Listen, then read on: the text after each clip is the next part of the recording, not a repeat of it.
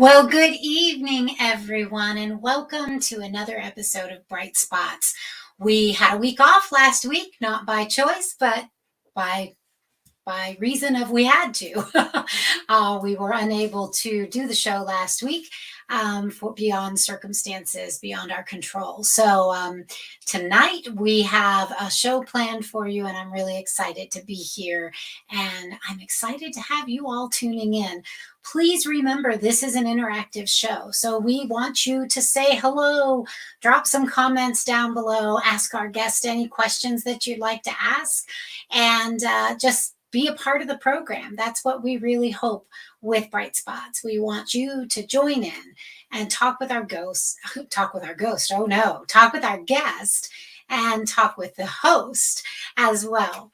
And so this is season 3, episode 4, and I'm so excited today. Up in my my memories on Facebook. You know, Facebook is so good about reminding you where you've been and what you've done. Thank heavens they didn't have Facebook when I was a kid, right? But now, when I look back at those memories that were posted, I found a memory from 2014 popped up on my screen this morning, and I noticed a couple of things. One, my hairstyle was very different back then. And I was younger, right? That was 7 years ago. We've all had a little bit of age on us over the past 7 years, right? At least I have. And my guest has as well, because if I think about how old he was 7 years ago, maybe we'll talk about that when he comes on. So, you know, it's what I was going to say about that is Facebook is wonderful about reminding us where we were 4, 5, 6, 7, however long you've been on Facebook years ago. And the memory that popped up was when I was doing a challenge of coming online and sharing moments of inspiration. And I just had to kind of chuckle because now I come online every week and I do this talk show and I bring others onto Facebook and onto Twitter and onto LinkedIn and wherever else this show is being broadcast, and they share inspiration. And I love that. I love that ripple effect that has happened, that now there are so many people 3 seasons in with Bright Spots, so many incredible guests from all over the world that have come on to share inspiration and share their story, their stories of success, their stories of challenges, and hopefully inspire other people to go for it and think about their dreams and really make things happen. So I'm excited to have one such individual in the studio with me tonight. And this is his second appearance on Bright Spots. He was also in season 2, I believe. And this young man I have known for a very long time, and his name is Badyn Woodford. Badyn is a senior at St. Clairsville High School, where he has dedicated 5 years to playing with the award-winning Red Devil Marching Band and the St. Clairsville High School's Jazz Band, among other ensembles, including the high school's concert band. Badyn is a devoted multi-instrumentalist who has studied the piano for 14 years under Miss Linda Steffel, Dr. Gerald Lee, and Dr. Millard Neal. The trombone for 8 years under Mr. Justin Swartzfeger and Mr. Evan Robinson, and the organ for 6 years under Dr. Millard Neal. Badyn regularly serves as an organist for a number of churches in the Ohio Valley and the surrounding area. Badyn's commitment to music study has manifested through his election to perform trombone in multiple honors ensembles, including the West Liberty Tri-State Honors Ensemble and the OVAC All-Star Marching Band. He's got some really exciting news to share with us today, so I'm going to bring him onto the studio and let's talk a little bit, Badyn, about what's going on in your life now. Welcome. Welcome, Lori. Thank you for having me. Absolutely. So, Badyn, I alluded a little bit in my intro that 7 years ago, you would have been backstage at the Victoria Theater, you know, as folks were taking the stage, including myself and my fellow honky tonk sweethearts. And so 7 years ago, you would have been what? 11 years old. 11 years old. All right. So I remember well the many days and nights that you spent at the theater when we were doing shows and continue to do shows over there now. Yeah. So you've kind of grown up around music. When did you first know that you wanted to study music? It was, to be honest with you, pretty obvious from the beginning. I'd say from the first moment that I was really exposed to music, like in general. So that would probably have to be when I was around 3 or 4 years old. Just something about it and like the effect that it had on me and that I could see that it had on people. I knew that it was something that I could probably manifest and learn more about and take more seriously as the years progressed. But to study it in a post-secondary setting, I knew during my high school career mostly, playing in band, playing in all these extracurricular ensembles with St. Clairsville High School. So, what is your favorite instrument? You play many. Do you have a favorite?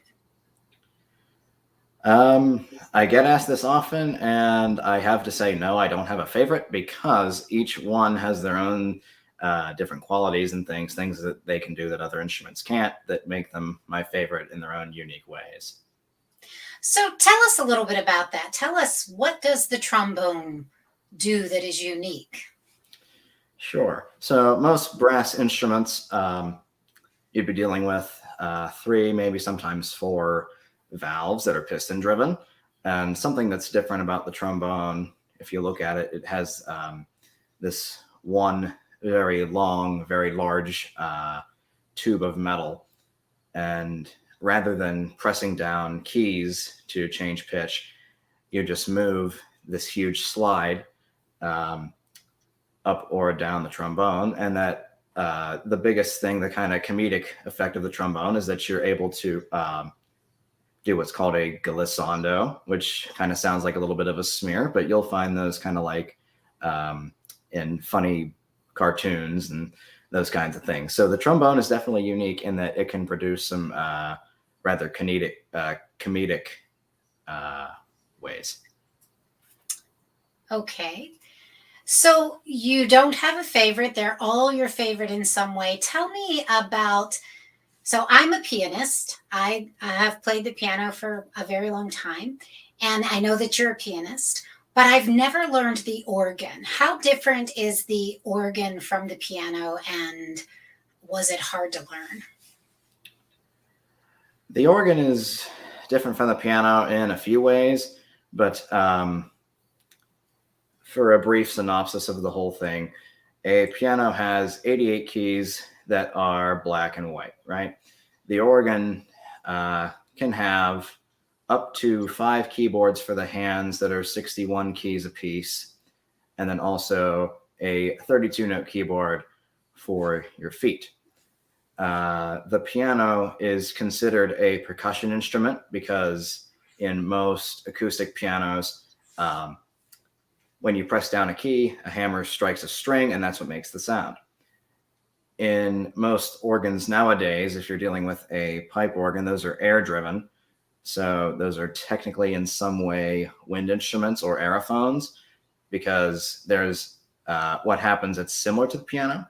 It's almost the reverse of a hammer striking a string, excuse me. When you press a key down on a organ keyboard, which is called a manual, it opens up a valve below that corresponding pipe, and it allows air to go up into the pipe. So you could think of a pipe organ as X amount of flute players. So like, I don't know, 3,500 to 4,000 flute players all sitting back there. But rather than being able to play multiple pitches, they're only able to play one at one time.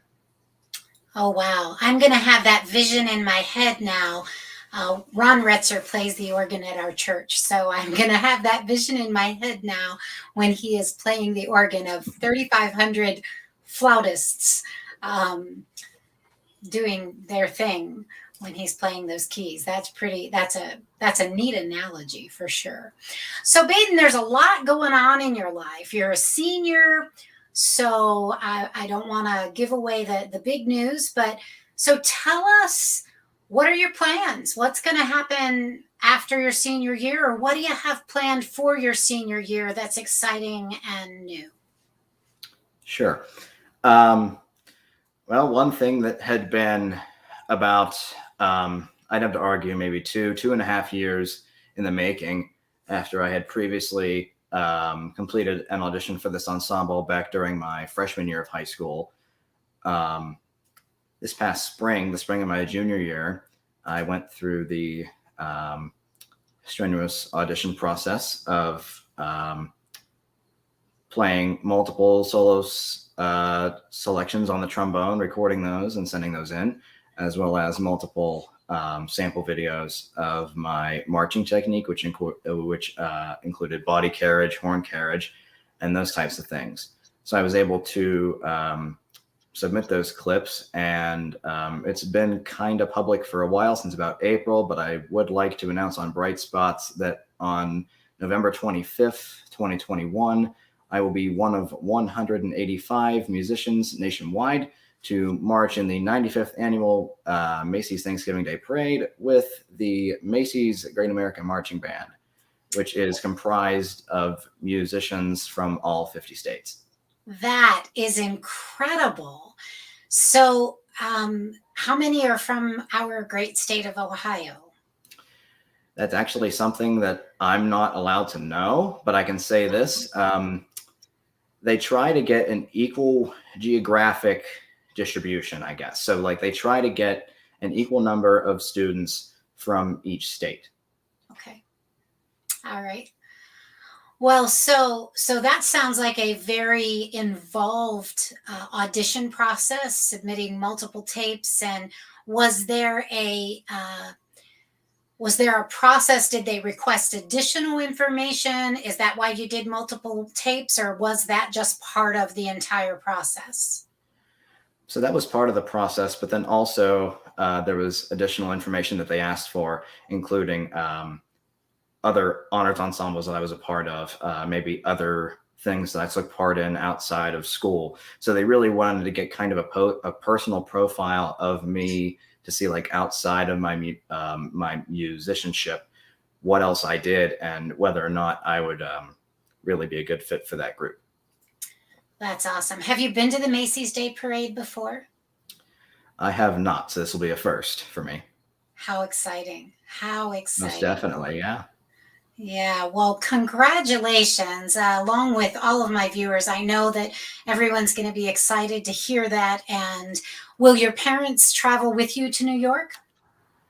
Yeah, my parents, as well as most of my immediate family, have made plans to come to New York City and watch the parade in person.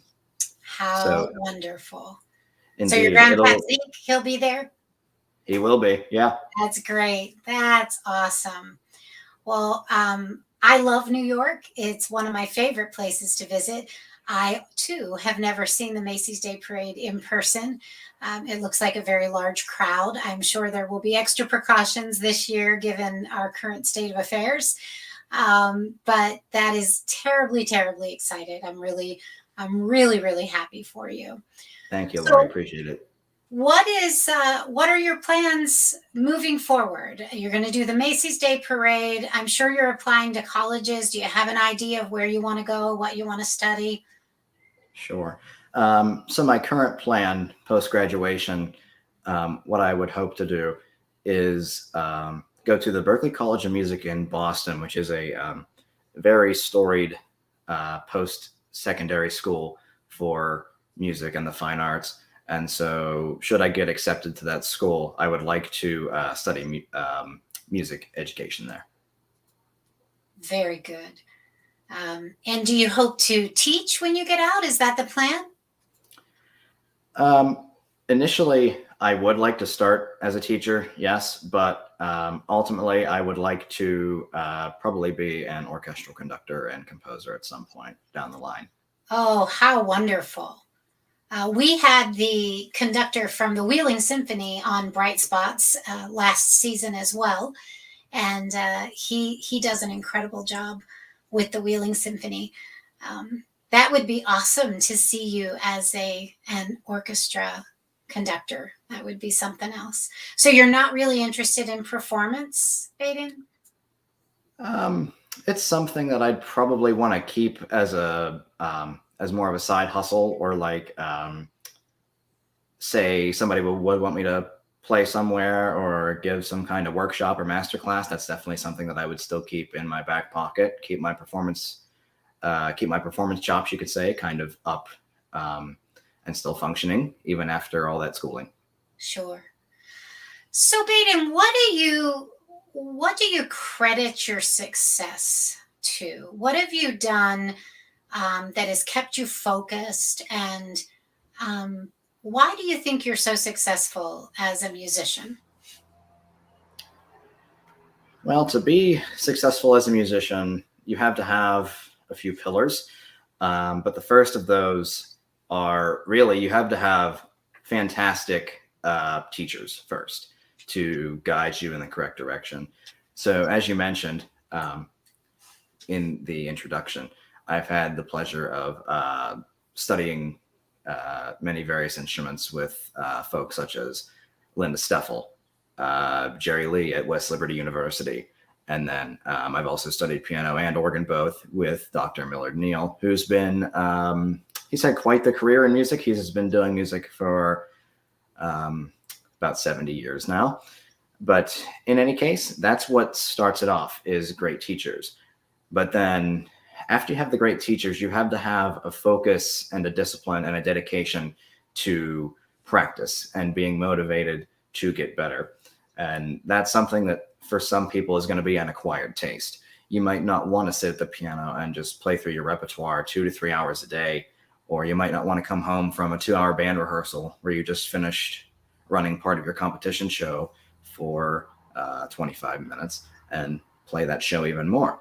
But if you're dedicated to the craft, you'll see the changes and you'll find that the music is more fun to perform, and you won't feel like you're being forced to do something by your teacher. You'll actually like enjoy the experience of playing and performing, which thankfully for me, that didn't take very long to acquire. I found that after like my first couple performances when I was younger, I was kind of hooked on the experience of being able to play for a group and kind of, for lack of better terms, give them an experience that they wouldn't be able to forget. And something about that dedication and that craft, specifically, I'd like to go off on a tangent about our Red Devil Marching Band. So as you said, I've been in that group for 5 years. And all 5 of those years that I have been in that group, we have qualified for the Ohio Music Education Association's state marching band finals, which are held at different host sites throughout the state of Ohio every November. And what that takes to get into state marching band finals is that you have to get so many of what's called a superior rating, which is the highest rating you can get, and so many of an excellent rating, which is the next bump down. Because what the OMEA does is they work on a 5-point rating system, 1 through 5. And just as a prime example, we competed this past week at the Zanesville Bonanza of Bands, performing our competition show for this year, NOLA 21. And we got 2 superior ratings and 3 excellent ratings, which by definition of the OMEA for this year, that qualified us for the OMEA state finals this year. And that's a real testament to not only me, but my colleagues in the marching band's dedication to wanting to see this show and this group really flourish and grow, because over my career in this group, it really has grown and flourished. And thankfully, I can take that connection from marching band and seeing how we've blossomed just in the past month from when we started setting the drill for the halftime show in August at Bethany College.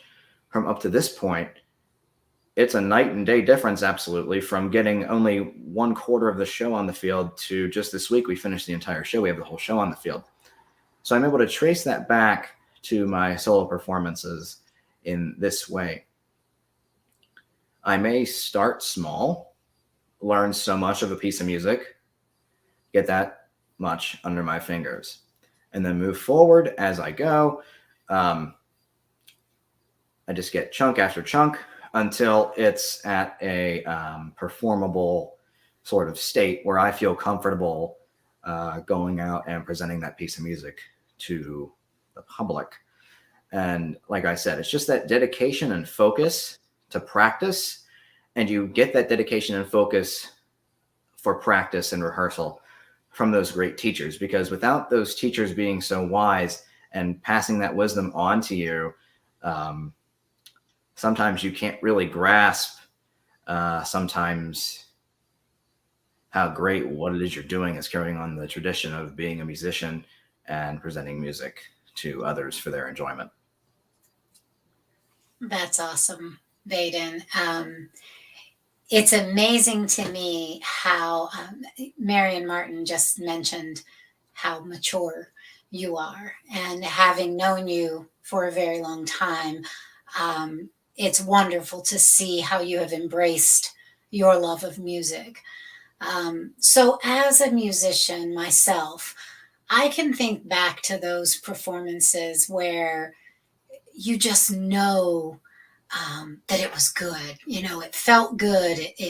You see the smiles, the reaction on people's faces. Can you pinpoint one or two performances that you just walked away from it going, "Wow, that was awesome." Tell us a little bit about some of those high points of performances. So, to go back in time a little bit, I was asked to substitute at First Presbyterian Church in Pittsburgh back at the very beginning of 2020. And to my knowledge, I don't think that the congregation really expected to see a sophomore in high school sitting at their organ playing for the service. But I knew that everything went well because little did I know, because in the case of how that building was laid out, I was facing away from the congregation. But little did I know I was playing my postlude for that service, and I had just finished, and I hear this thunderous applause. I roll off the bench, and I look behind me to see that everybody had turned around to actually watch me play.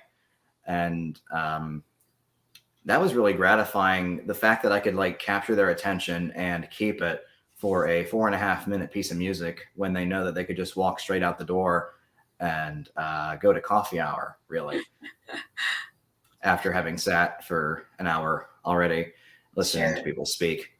Sure. Yeah. What a wonderful feeling, right? Right. Absolutely. So, on the flip side of that, we all have those moments where things didn't go quite as planned. Do you have a blunder that you'd be willing to share? Sure. um, absolutely. Thankfully, um, well, actually, yeah, there's two blunders, but I'm trying to figure out which one I should share. And I'll share them both. um, thankfully, this one wasn't live. It was still when COVID was kind of fresh at the end of 2020. I had to record some virtual Christmas carols with a small brass group at my home church, Thoburn United Methodist, which, by the way, Mary Martin is now the former choir director of. She had been there since 2011, I believe. Correct me if I'm wrong. But she was a fantastic director for those groups. In any case, I was recording Christmas carols at First Presbyterian, which is right a hop, skip, and a jump from where I am right now. But I was going through recording, and me being a musician, I'm sort of a perfectionist with how those things come out. So through everything, I was probably on the third or fourth take, and the organ decided to do what is called a cipher, and it just means that the valve that lets the air into the pipe didn't close, meaning that pitch just kept sounding.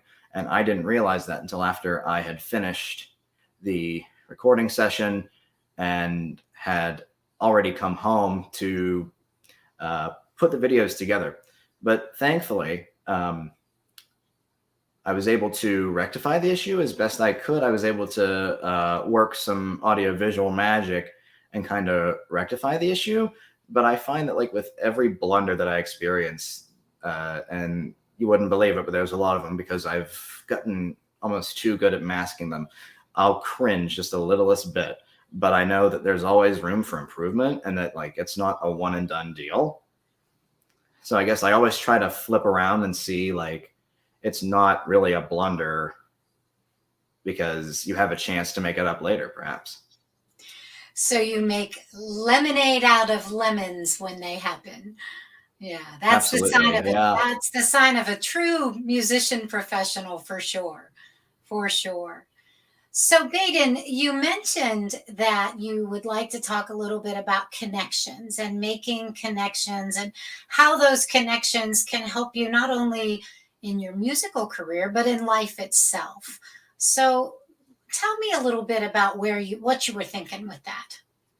Sure. So as a musician, when you're first starting out, you might not know really as many people. Say you walk into your first piano lesson, the only person that you really might have met that's a professional musician is your piano teacher at that point. So, say you've gotten around to playing for a while, and it comes around that your teacher is wanting to present their recital for the spring or for the autumn, whatever, and you're asked to perform a piece. Well, nervously, you're probably like, oh, okay, that's fine. So you prep the piece up and you go to the first recital. That's your first opportunity to make connections. And right off the bat, connections can benefit you in a lot of ways because you never know what person that you meet might know another person who might know another person. So at that first performance, while you may be nervous, if there's people that want to talk to you and congratulate you, I would say absolutely go up to them and do that. Speak to them, get to know them, because you never know what kind of folks that they're associated with. And that goes not only for music, but in life in general, in the fact that you might be, I'll just take, for example, my father, who is a nurse for WVU. If you're just starting out as an ER nurse, you might climb up the train and hear the name Badyn Woodford every so often somewhere. And you never know, truthfully, where those things can get you. So your name might be mentioned, and it might climb up the ladder to my father's office, and your name might slip on his desk, and you never know, you might end up with a job in one of the ICUs at WVU Medicine Wheeling Hospital. So to flip that around to a musical perspective, you never know that some random person that you might meet that might be impressed by your performance, they may know somebody that is quite frankly a hot shot in the musical world, who is interested in keeping up with you and keeping interest. And thankfully, a connection that I had made this summer was with a young man by the name of Matthew Jagello, who is a junior at Weir High School. I had the pleasure of meeting him and working with him for a week during the OVAC All-Star Marching Band this past summer. We were again at Bethany College, and then we performed at the All-Star Game at Wheeling Island Stadium. But normally after OVAC, sometimes you lose touch. But with Matthew and I, we didn't, because we're both trombone players, both very passionate about performing. And during that week at OVAX, we realized that we were both so into music together. We figured, hey, why not try and form like a small brass group or something? So after some kind of focus grouping with him and I for a little while at those late nights at OVAX, we decided that a group wouldn't be the best idea, but that a small duo between him and I would be the best bet. So that's when the Woodford and Jagello duo was born. And we had our premiere performance at the beginning of September at First Presbyterian Church in Wheeling. And that was really fantastic because I was able to say that, hey, I made this connection with this awesome professional musician who's just like me and is just as passionate as me. And you're able to really make music with people who are into it. And another connection that I made, very storied gentleman, fantastic musician. His name's Dr. Christoph Bull. He's the professor of organ at UCLA and also the artist of residence at First Congregational Church in Los Angeles. We have been speaking back and forth about creativity and innovation with organ programming. And through those conversations, it had been determined that I will be going out west in the spring to perform a few concerts at that church. So that kind of falls under dedication, focus, but also those connections. Because if it wasn't for maybe me starting organ or piano or whatever,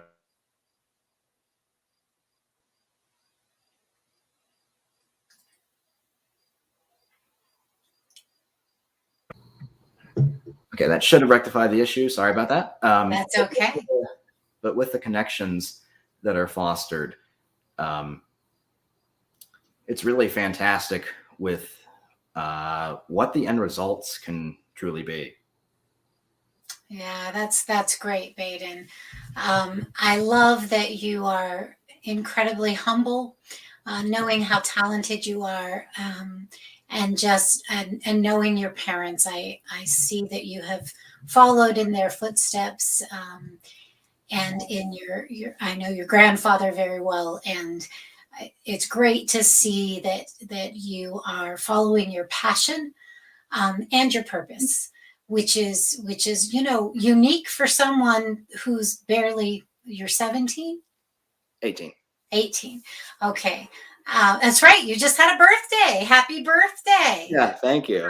That's right, 18. So you know we do have a couple of videos. Maybe we could show just a little bit of you playing. We're getting close to the bottom of the hour. Well, we're at the bottom of the hour, but that's okay. I don't have anywhere to be. How about you? We'll just stay on. I don't, so we can Let's just keep play a on little talking. bit of your music here. Let me see. We'll get that up.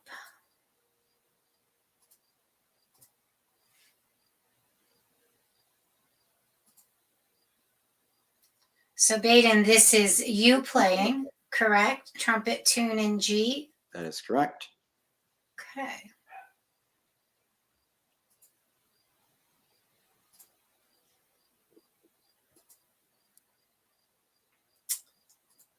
And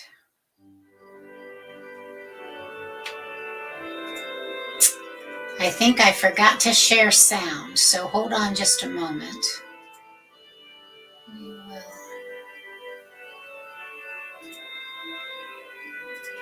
try this again.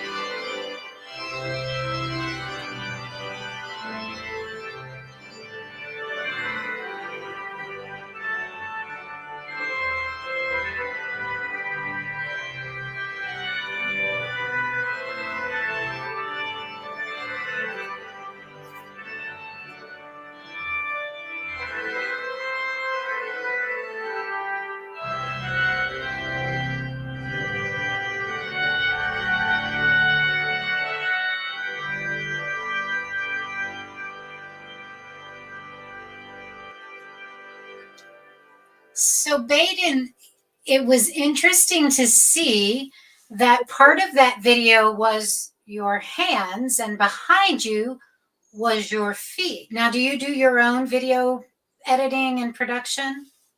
Typically, yes, I do.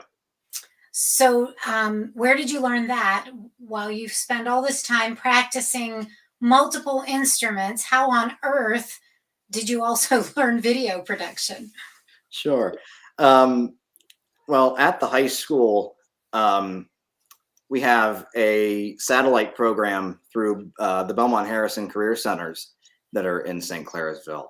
And its kind of formal title in their records is the Entertainment Marketing Program, but it's been since rebranded as Red Devil Productions. Over the past 4 years, though, there have been two instructors in that role. Mr. Luke Nelson, who's currently the athletic director at St. Clairsville High School, but the gentleman who took over the position uh, in fall 2019, a fantastic guy by the name of Mr. Lakin Weaver. And thanks to his expertise in the field of video production, marketing, and advertising, those types of things, I was able to learn the principles of solid video editing and production, which I was able to manifest in these performance videos, in these recitals that I've produced during COVID, before COVID, just in general throughout my career as a musician. That way I don't have to outsource my editing and my post-production of performances or of pieces that I want to share. I'm able to whip these basic edits up in probably a half hour, 45 minutes, and get them out for public release. Well, that's awesome. I know Lakin Weaver quite well. We did a production at Brook Hills Playhouse a couple of years ago together, and he's a good friend of my daughter's also. So he's an incredible musician himself. So yeah, that's wonderful that that's who you have been learning from. Well, Badyn, it sounds like you have had incredible teachers. You have had an incredible dedication to your craft. And we wish you the very best with your success. Is there anything that you would like to say that I don't want to leave anything unsaid that you wanted to say this evening to the folks that are watching? And you've got quite a fan club watching this evening. Willing to bet. Well, to everybody who is watching, I would like to thank you for coming back when you saw my name on the Bright Spots Facebook page, and that you didn't have a lapse of judgment and decided to actually come back and watch. Additionally, though, I would like to mention this. If you have a passion for something in your life right now, try your best to keep it up, because once you lose it, it's kind of hard to get it back. But if you have it and you keep it, let me tell you, it's going to pay you back tenfold. Because there was part of me a few years ago where I had really, really bad, and I can say that I've never had it this bad since. But about 5 years ago, I had a really bad spout of burnout where I couldn't really even look at a piece of sheet music at that point. But I was able to kind of like take a step back for a few days, like about a week, and kind of reassess, like, yeah, this is what I want to do. Because during that week where I was kind of burnt out, I was starting to like miss the idea of practicing for lessons or getting ready to perform a piece of music or something. And there's also this that I'd like to say. Over the past couple years that I have been playing the organ publicly, I've developed quite a following, but I don't want to call it a following, if that makes sense. What I think what I mean to say is that I have developed a fantastic group of supporters that week in and week out, generally speaking, no matter where I come from, no matter where I'm performing, it's really fantastic to have their support, family, friends. But I would like to point out Mel and Sally Seabright. They're both members of Thoburn United Methodist Church, and I'd really like to publicly thank them for their continuing support over the past 5.5 years. that I've been studying the organ and kind of getting into it, and really starting my studies and kind of being the first people to applaud, the first people to really pat me on the back and thank me, aside from my parents and family members. They really showed me that my efforts of basically turning into part of an octopus don't go unnoticed. And I'm really grateful for that public support that comes out, because knowing that you, the public, enjoy what I bring out for you, whether it's on a Sunday morning or on a weekday night or on a second Saturday with our jazz bands at the courthouse, makes me feel really good knowing that people are enjoying what I'm putting out and what my colleagues throughout the high school are putting out. And it's really just joyful to get this perspective of being able to make music and see the effect that it can have on people, and see how it can really excuse me, it can turn a frown upside down. It can really make somebody's day. If you're feeling down, like listen to some music. That's what I do. I'll listen to certain kinds of music. I have a Frank Sinatra record upstairs that a dear friend of mine got me for my birthday, and ironically, I've already spun the whole thing once in the past couple of days, because Frank Sinatra is just an awesome artist. And so, music is just great for a lot of reasons, both for me as a performer because of the effect that it has, and also the listener. I get to kind of take a step back and see how music used to be back in the 40s and the 50s. So really, suffice it to say, I'm very thankful for the support that I have, and that I am able to see, like, physically on people's faces, the effect that my performances have on them. And that brings me the most satisfaction, is that I'm able to have an impact on people with simply music, which is just a bunch of air vibrating in patterns. When you think about it, how can air vibrating in patterns be the thing that can make somebody's day? Wow, that's wonderful to hear, Badyn.